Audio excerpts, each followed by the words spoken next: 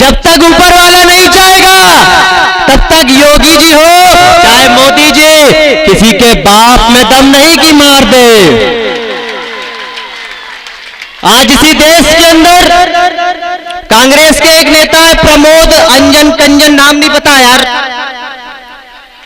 उन्होंने कहा मोहम्मद मौलाना अजमल साहब की दाढ़ी को बकरा दाढ़ी। अरे मैंने तो नहीं कहा आचार्य साहब कि आपकी मूंछ कुत्ते की पूंछ, मैंने तो नहीं कहा ना। इस देश के अंदर योगी जी हैं, टकले हैं, मूंछ नहीं, दाढ़ी नहीं, चिकने हैं, संविधान इजाजत देता है।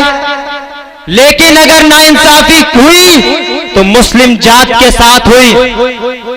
अंकिता का केस जब आया तो उसमें यहां के नेताओं ने कह दिया कि शाहरुख ने मारा, लेकिन जब 2020 में जुलेखा का केस आया उसको तो मारने वाला त्यागी था ना, उसके नाम पर आवाज क्यों नहीं निकली? तब क्यों नहीं बोले आप रामनवमी के दिन वो आतंकवादी? आजकल तो श्री राम भी दो हो गए, एक श्री राम हिंदुस्तान के और सेकुलर हिंदुओं भाइयों के, जिनको मैं दावत देता हूं कि आओ मजलिस में, तुमको सराखों पर ना बैठाला जाए तो मैं भी त्याग दे दूंगा। दूसरे श्री राम उन देश के आतंकवादियों के जो मारते हैं दलितों और मुसलमानों को और कहते हैं राम का नारा लगाओ, राम का नारा लगाओ। क्यों लगाए भाई? साफ सुथरे होंगे तो लगाएंगे ना। आ गए सुबह ऐसे ऐसे करते हुए राम का नारा लगाओ, क्यों लगाए? आप राम के नाम पर वोट लेते होगे, हम संविधान के नाम पर वोट लेते हैं। कुछ लोग ये भी कहते हैं, जैसे अभी हमारे फरीद भाई भी बता रहे थे कि ऑल इंडिया मजलिस इत्तेहादुल मुस्लिमीन को यह कहा जाता है कि वो तो सिर्फ मुसलमानों की पार्टी है, वो तो एक समाज की बात करती है। नहीं, मुसलमानों के साथ हर समाज हर धर्म के लोग इस पार्टी से जुड़े हैं। वो बताने के लिए उत्तर प्रदेश से हमारे बीच आए हुए हमारे साथी पंडित क्षितेश त्रिवेदी आपको बताएंगे। पंडित जी से मैं कहूंगा कि वो माइक पर आए और अपनी कुछ बातें रखें। जोरदार तालियां बजाएं उत्तर प्रदेश से पंडित क्षितेश त्रिवेदी।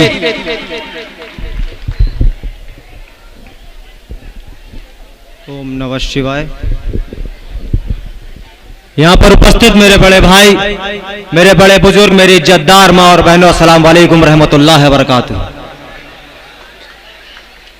जमी के नीचे से खंडर जरूर निकलेगा, हमारे नाम का पत्थर भी जरूर निकलेगा। जमीने हिंद की तह को कुरेद कर देखो, तुम्हारे बुजुर्गों का सर भी जरूर निकलेगा। हमारा पार्टी है, हमारे लोग हैं। पार्टी का काम शोषित और वंचित समाज के लिए काम करना। यहां पर तशरीफ फरमा शोषित और वंचित समाज के लोग, आप सभी को ये बताना चाहता हूं कि शोषित और वंचित वो हैं जिसका इस्तेमाल किया गया, जिसका इस्तेसाल किया गया।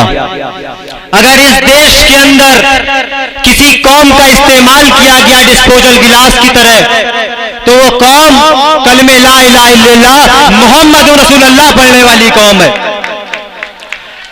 अगर कौम का इस्तेमाल किया गया तो वो मुस्लिम और दलित कौम है। आज इस देश के अंदर, जिस सूबे से मैं आता हूं, इस देश का सबसे बड़ा सूबा उत्तर प्रदेश है।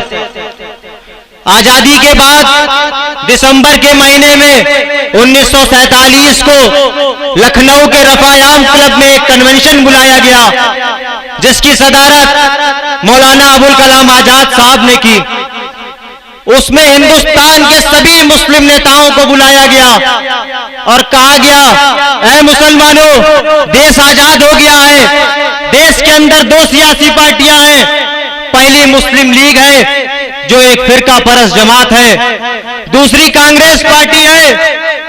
मुसलमानों ने कांग्रेस पार्टी के झंडे को अपना डंडा बनाया, उनके नेताओं का जिंदाबाद का नारा लगाया और 1 साल नहीं, 2 साल नहीं, 3 साल नहीं, 60 साल इस देश की हुकूमत उन गद्दारों को दी, जिन्होंने 2002 में यहाँ गोधरा का जब दंगा हुआ तो यहाँ के जब सांसद को जलाया गया तो भारत का प्रधानमंत्री तब कौन था भाई?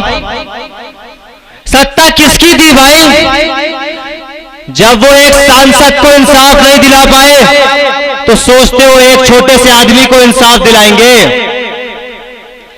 जब देश आजाद हुआ तो आजादी के बाद इस देश के अंदर अगर कोई मुसलमान से पिछड़ी कोई जात थी तो वो दलित कौम थी। दलितों के गले में मटकी बांधी गई कि वो जमीन पर थूके नहीं वरना धरती नापाक हो जाएगी। उनकी कमर में झाड़ू बांधी गई कि वो रोड पे चले नहीं वरना धरती गंदी हो जाएगी।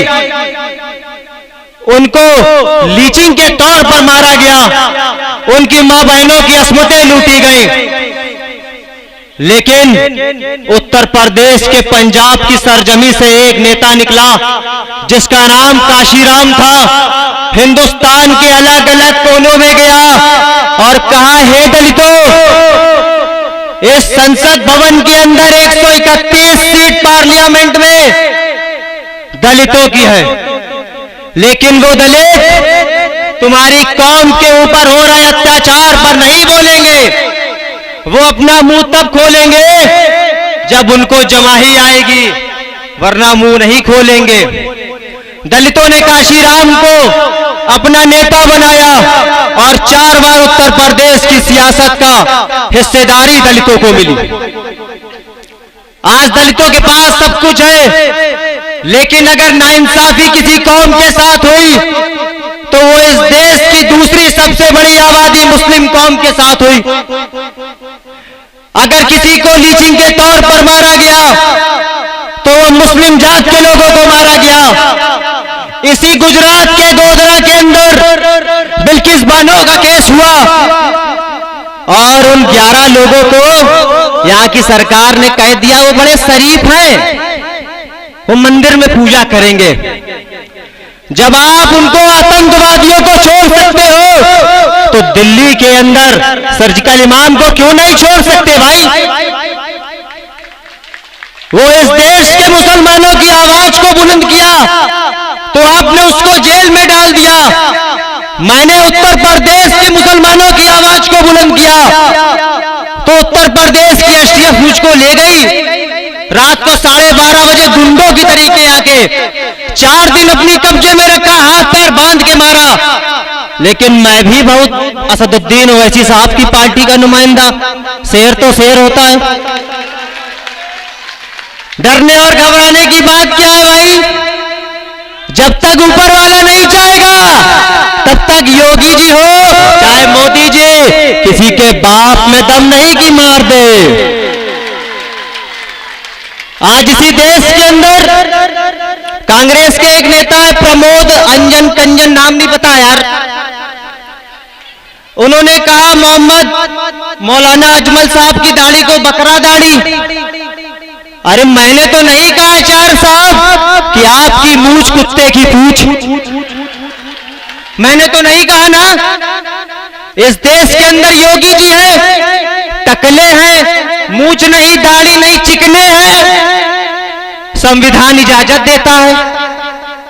इस देश के अंदर साहब है, दाढ़ी है, संविधान इजाजत देता है। लेकिन अगर नाइंसाफी हुई तो मुस्लिम जात के साथ हुई। अंकिता का केस जब आया तो उसमें यहां के नेताओं ने कह दिया कि शाहरुख ने मारा, लेकिन जब 2020 में जुलेखा का केस आया उसको तो मारने वाला त्यागी था ना, उसके नाम पर आवाज क्यों नहीं निकली? तब क्यों नहीं बोले आप रामनवमी के दिन वो आतंकवादी? आजकल तो श्री राम भी 2 हो गए, एक श्री राम हिंदुस्तान के और सेकुलर हिंदुओं भाइयों के, जिनको मैं दावत देता हूं कि आओ मजलिस में, तुमको सराखों पर ना बैठाला जाए तो मैं भी त्याग दे दूंगा। दूसरे श्री राम उन देश के आतंकवादियों के जो मारते हैं दलितों और मुसलमानों को और कहते हैं राम का नारा लगाओ, राम का नारा लगाओ। क्यों लगाए भाई? साफ सुथरे होंगे तो लगाएंगे ना। आ गए सुबह ऐसे ऐसे करते हुए राम का नारा लगाओ, क्यों लगाए? आप राम के नाम पर वोट लेते होगे, हम संविधान के नाम पर वोट लेते हैं। अगर इस देश के अंदर बाबा भीमराव अंबेडकर ने संविधान को बनाया है, तो याद रखो अगर कोई संविधान को बचाएगा तो वो सदर मजलिस बैरिस्टर असदुद्दीन ओवैसी साहब होंगे। याद रखिए, मैं आज गुजरात की सरजमी से उन सभी छोटी छोटी पार्टियों को दावत देता हूं जो ये चाहते हैं कि यहां पर 27 साल पुरानी हुकूमत को जड़ से निस्तो नाबूद कर दिया जाए, तो वो आए मजलिस के साथ हमसे अलायंस करें और यहां पर बीजेपी को निस्तो नाबूद करके इस देश से निकाल दें। यकीन है कि आप सभी बातों से सहमत होंगे। मैं यहां के उन सभी हिंदू भाइयों को दावत देता हूं कि आप आएं और मजलिस का साथ दें।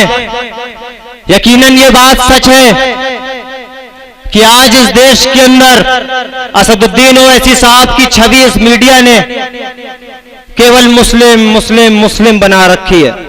तो मैं क्या ऊपर से उतर के आया हूं क्या? मैं इस देश की दलाल मीडिया से पूछना चाहता हूं कि ये बात सच है कि तुमको बीजेपी से पैसा मिलता है, अमित शाह से पैसा मिलता है? मिलता है तो बताइए भाई, बताइए मिलता है तो क्यों करते हैं ऐसा काम? अपने नाम को बदनाम क्यों करते हैं? इसी बात के साथ अपनी बात को समाप्त करता हूं कि तूफानों से आंख लड़ाओ, सैलाबों पर वार करो। तूफानों से आंख लड़ाओ, सैलाबों पर वार करो। मल्लाहों का चक्कर छोड़ो, प्यार के दरिया पार करो।